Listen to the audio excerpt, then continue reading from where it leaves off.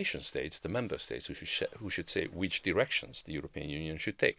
And any other attempt, actually, which is trying to circumvent this, trying to, in a stealth mode, suggest, and this is becoming a bigger and bigger threat and stress actually on the member states, especially since COVID, since the energy crisis and the war has came. I want to just it is not the Commission who is going to tell you what is going to happen. And that conflict is being translated into these kind of sanctions. We all know it's a witch hunt. It's a witch hunt against those governments actually who don't agree. You think there's an EU witch hunt against Hungary? That's right. The US Treasury Department has talked about public sector corruption in Hungary, which has been worsening for more than a decade. Yeah, but before you, I'm sorry interrupting you, before you start reading that out, you should all know that section actually in the US Treasury Department's report has been written by the previous ambassador to Hungary and supported for them.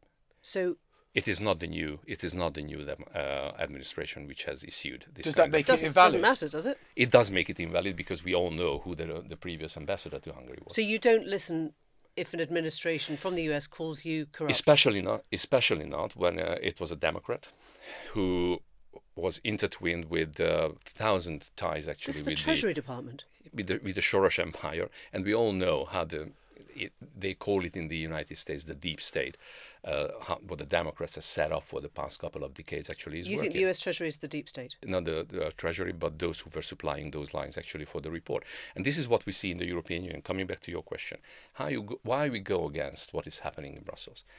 It is the biggest scandal of our time, the biggest corruption scandal of our time for the past couple of years, maybe decades behind us, is the billions of euros spent on so-called NGOs who are writing expert materials, providing these kind of segments actually of reports for the Commission and for European bodies, which are blaming and claiming member states that they are not fulfilling this and that and something.